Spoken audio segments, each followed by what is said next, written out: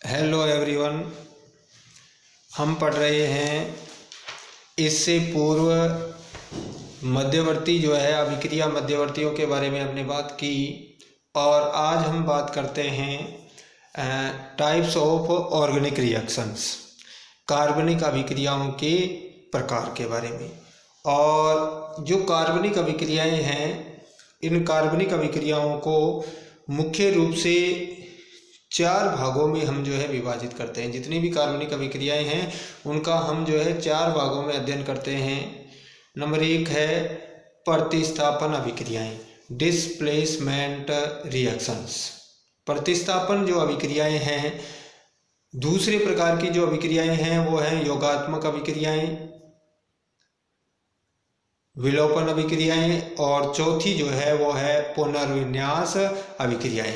तो इन चारों प्रकार की अभिक्रियाओं के बारे में हम विस्तार से अध्ययन करेंगे। इसमें आज जो है हम बात करेंगे सब्स्टिट्यूशन रिएक्शंस के बारे में, प्रतिस्थापन अभिक्रियाओं के बारे में। देखो, हम अच्छी तरह से जानते हैं प्रतिस्थापन का मतलब होता है किसी यौगिक में उपस्थित परमाणु या जो समूह है उसका किसी अन्य परमाणु या समूह के द्वारा जो है प्रतिस्थापन, यानी कि ऐसी अभिक्रियाएं जिसमें किसी एक यौगिक में उपस्थित परमाणु या समूह का अन्य परमाणु या समूह के द्वारा प्रतिस्थापन कर दिया जाता है, लेकिन यौगिक की जो बॉन्ड स्ट्रक्चर है, जो बंध संरचना है, उसमें कोई परिवर्तन नहीं आता है।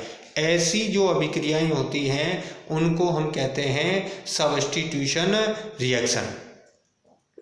जैसे यदि हम मैथिल ब्रोमाइड की अभिक्रिया जलीय क्षार के साथ करवाते हैं, CH3Br की अभिक्रिया OH- के साथ करवाते हैं तो मैथिल अल्कोहल बनता है और Br- जो है वो बाहर निकल जाता है। ये जो प्रतिस्थापन जो अभिक्रियाएं हैं, ये प्रतिस्थापन अभिक्रियाएं भी 3 प्रकार की होती हैं। मुक्त मूलक प्रतिस्थापन अभिक्रियाएं, नाभिक स्नेही प्रतिस्थापन अभिक्रियाएं और इलेक्ट्रॉन स्नेही प्रतिस्थापन अभिक्रियाएं। तो इन तीनों के बारे में जो है हम यह अध्ययन करेंगे, जिसमें सबसे पहले हम बात करते हैं फ्री रेडिकल सब्स्टिट्यूशन रिएक्शंस की। ये जो मुक्त मूलक अभिक्रियाएं होती हैं, ये अभिक्रियाएं वो अभिक्रियाएं होती हैं जिनमें प्रतिस्थापन जो है वो मुक्त मूलक के द्वारा संपन्न होता है, और ऐसी अभिक्रियाओं को हम मुक्त मूलक प्रतिस्थापन अभिक्रियाएं कहते हैं। ये अभिक्रियाएं सामान्यतः उच्च ताप पर या सूर्य के प्रकाश की उपस्थिति में या कार्बन जो पेरोक्साइड हैं, कार्बनिक जो पेरोक्साइड हैं, उनकी उपस्थिति में जो है संपन्न होती हैं। और ये अभिक्रियाएं जो है श्रृंखला अभिक्रियाएं होती हैं, यानी कि चेन रिएक्शंस होती हैं। मुक्त मूलक जो प्रतिस्थापन अभिक्रियाएं हैं वो मुक्त मूलक क्रियाविधि के द्वारा संपन्न होती है और सामान्यतः उच्च ताप पर या फिर सूर्य के प्रकाश की उपस्थिति में या जो पेरोक्साइड्स हैं उनकी उपस्थिति में होती हैं। और ये ऐसी अभिक्रियाएं जो हैं वो श्रृंखला अभिक्रियाएं होती हैं। क्या होती है? श्रृंखला अभिक्रियाएं। ये जो श्रृंखला अभिक्रियाएं, जैसे कि उदाहरण की यदि हम बात करें तो एल्केन का हैलोजनीकरण जो है वो मुक्त मूलक क्रियाविधि के द्वारा संपन्न होता है। इसमें जो है सूर्य के प्रकाश की उपस्थिति में यदि हम एल्केन की अभिक्रिया हैलोजन के साथ करवाते हैं, यानी कि RCH3 प्लस X2H की प्रेजेंस में ये जो है आपका RCH2X बन जाएगा और HX निकल जाएगा। ये अभिक्रिया जो है इसमें हाइड्रोजन का प्रतिस्थापन जो है हैलोजन के द्वारा होता है, लेकिन ये अभिक्रिया मुक्त मूलक क्रियाविधि के द्वारा संपन्न होती है, इसलिए इसको मुक्त मूलक प्रतिस्थापन अभिक्रिया कहते हैं। इसी तरह से टोलुइन की अभिक्रिया यदि हम क्लोरीन के साथ करवाते हैं सूर्य के प्रकाश की उपस्थिति में तो जो है बेंजिल क्लोराइड बनता है और HCl निकल जाता है।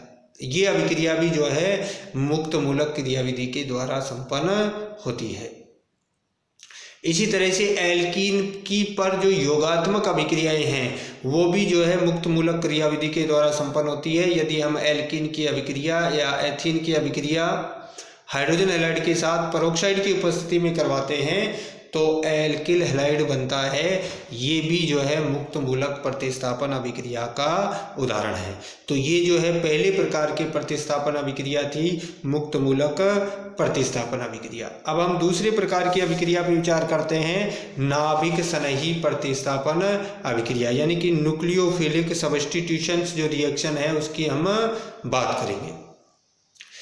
ये जो नाभिक स्नेही प्रतिस्थापन जो अभिक्रिया है, इसमें जब कार्बनिक यौगिकों में प्रतिस्थापन अभिक्रिया किसी नाभिक स्नेही अभिकर्मक के द्वारा की जाती है, जब कार्बनिक यौगिकों में प्रतिस्थापन अभिक्रिया जो है वो किसी नाभिक स्नेही के द्वारा की जाती है, तो ऐसी अभिक्रिया को हम नाभिक स्नेही प्रतिस्थापन कहते हैं। यानी कि इसमें जो है नाभिक स्नेही जो है वो एक नाभिक स्नेही दूसरे नाभिक स्नेही को प्रतिस्थापित करता है। और ये अभिक्रियाएं जो है सामान्यतः एल्किल जो हैलाइड होते हैं उन एल्किल हैलाइडों की अभिलाक्षणिक अभिक्रियाएं होती हैं। एल्किल हैलाइडों की जो है अभिलाक्षणिक अभिक्रियाएं हैं। जैसे एथिल ब्रोमाइड की अभिक्रिया यदि हम जलीय KOH के साथ करवाते हैं तो एथिल अल्कोहल बनता है और Br- जो है वो KBr जो है वो बाहर निकल जाता है। तो ये जो है नाभिक स्नेही प्रतिस्थापन अभिक्रिया का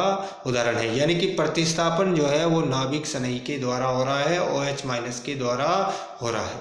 ये जो नाभिक स्नेही प्रतिस्थापन अभिक्रियाएं हैं इनमें न्यूक्लियोफाइल जो है वो एथिल ब्रोमाइड के कार्बन से नया बंध बनाता है और Br- जो है वो अवशिष्ट समूह के रूप में बाहर निकल जाता है। ऐसी अभिक्रियाओं में बंध का टूटना इस बात पर निर्भर करता है कि नाभिक स्नेही अवशिष्ट समूह और कार्बन परमाणु के मध्य जो बंध है वो कितना अधिक प्रबल है। यदि अवशिष्ट समूह और कार्बन परमाणु के मध्य दुर्बल हो बंध तो उस स्थिति में अभिक्रिया दो पदों में संपन्न होगी। इसको जो है हम इस उदाहरण के द्वारा समझ सकते हैं। कैसे कि तृतीयक ब्यूटिल जो क्लोराइड है उस तृतीयक ब्यूटिल क्लोराइड की जलीय KOH के साथ अभिक्रिया इस तरह का उदाहरण है, जिसमें जो है तृतीयक ब्यूटिल क्लोराइड में कार्बन और Cl के मध्य जो बंध है वो दुर्बल होता है और ये अभिक्रिया SN1 अभिक्रिया होती है। यानी कि इसमें पहले तृतीयक ब्यूटिल क्लोराइड में कार्बन क्लोरीन बंध टूटेगा और तृतीयक ब्यूटिल जो है कार्बोकटायन बनता है। ये कार्बोकटायन जो है वो नाभिक स्नेही OH के साथ क्रिया करके तृतीयक ब्यूटिल अल्कोहल बनाता है। तो यदि अवशिष्ट समूह और कार्बन परमाणु के बीच बंध जो है दुर्बल है तो अभिक्रिया जो है वो आसानी से संपन्न होती है, दो पदों में संपन्न होती है और SN1 क्रियाविधि के द्वारा संपन्न होती है। यदि अवशिष्ट समूह और कार्बन परमाणु के मध्य बंध अपेक्षाकृत प्रबल हो तो अभिक्रिया एक ही पद में संक्रमण अवस्था के द्वारा संपन्न हो जाती है। यानी कि उसमें जो है एक ही पद में होती है, पहले संक्रमण अवस्था बनती है और उसके बाद में जो है उत्पाद प्राप्त होता है। जैसे OH- की मेथिल ब्रोमाइड के साथ अभिक्रिया करवाएंगे तो ये बन गया OH और CH3 के मध्य जो है आंशिक बंध बनता है और CH3 और Br के मध्य आंशिक बंध जो है वो टूटता है और इस तरह से मेथिल अल्कोहल बन जाता है।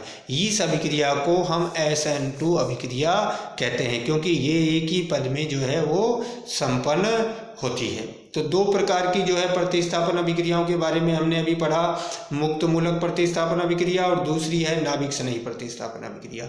मुक्त मूलक प्रतिस्थापन अभिक्रिया जो है मुक्त मूलक बनते हैं, मुक्त मूलक क्रियाविधि से संपन्न होती है और जो नाभिक स्नेही प्रतिस्थापन है उसमें प्रतिस्थापन नाभिक स्नेही के द्वारा होता है।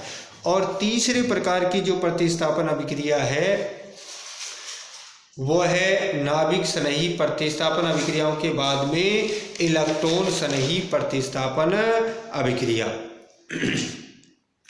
जब कोई कार्बनिक जो यौगिक है उस कार्बनिक यौगिक में प्रतिस्थापन जो है प्रतिस्थापन अभिक्रिया किसी इलेक्ट्रॉन स्नेही के द्वारा संपन्न होती है। यानी कि इलेक्ट्रॉन स्नेही जो है वो किसी दूसरे इलेक्ट्रॉन स्नेही को प्रतिस्थापित करता है तो ऐसी अभिक्रिया को हम जो है इलेक्ट्रॉन स्नेही प्रतिस्थापन अभिक्रिया कहते हैं। क्या कहते हैं, इलेक्ट्रॉन स्नेही प्रतिस्थापन। इसको जो है हम एक उदाहरण के द्वारा जो है समझ सकते हैं कि बेंजीन का नाइट्रीकरण और सल्फोनीकरण और हैलोजनीकरण, ये जो है इलेक्ट्रॉन स्नेही प्रतिस्थापन अभिक्रियाएं हैं। इसमें जो है एक इलेक्ट्रॉन स्नेही कार्बनिक यौगिक में उपस्थित दूसरे इलेक्ट्रॉन स्नेही को प्रतिस्थापित कर देता है। जैसे यदि हम जो है बेंजीन की अभिक्रिया सधूम नाइट्रिक एसिड के साथ करवाते हैं, या यूँ कहीं सांद्र H2SO4 और सांद्र HNO3 के मिश्रण के साथ करवाते हैं, तो क्या होता है, सल्फ्यूरिक अम्ल और नाइट्रिक अम्ल की क्रिया से पहले जो है नाइट्रोनियम आयन बनता है, NO2 प्लस आयन बनता है, H3O प्लस और HSO4 माइनस आयन बनता है। ये नाइट्रोनियम जो है ये इलेक्ट्रॉन न्यून स्पीसीज है, और इलेक्ट्रॉन न्यून होने के कारण ये जो है इलेक्ट्रॉन स्नेही की तरह व्यवहार करती है।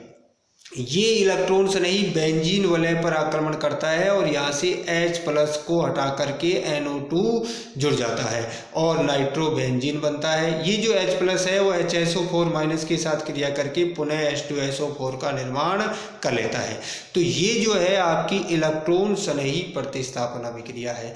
तो आज जो है हमने पढ़ा कार्बनिक अभिक्रियाओं के प्रकार में पहले प्रकार की अभिक्रिया सब्स्टिट्यूशन रिएक्शन के बारे में, और हमने ये पढ़ा कि जो सब्स्टिट्यूशन जो रिएक्शन है वो तीन प्रकार की होती हैं, मुक्त मूलक प्रतिस्थापन अभिक्रियाएं, नाभिक स्नेही प्रतिस्थापन अभिक्रियाएं और इलेक्ट्रॉन स्नेही प्रतिस्थापन अभिक्रियाएं। और हमने ये देखा कि जो मुक्त मूलक है अभिक्रियाएं जो हैं उसमें जो वो सूर्य के प्रकाश में या उच्च ताप में या यूँ कहें कि पेरोक्साइड की उपस्थिति, इसमें क्या होता है कि पहले जो है अभिकर्मक सूर्य के प्रकाश की उपस्थिति में बंध का समान विखंडन हो जाता है और मुक्त मूलक बनता है। ये मुक्त मूलक अभिकारक पर आक्रमण करता है और एक नया मुक्त मूलक बनाता है, और इस तरह से जो है मुक्त मूलक के द्वारा प्रतिस्थापन होता है। उसी तरह से दूसरी जो अभिक्रिया नाभिक स्नेही प्रतिस्थापन अभिक्रिया में नाभिक स्नेही का जो है अभिकारक पर कार्बनिक यौगिक पर आक्रमण होता है और वो उस नाभिक स्नेही जो है दूसरे नाभिक स्नेही को प्रतिस्थापित कर देता है।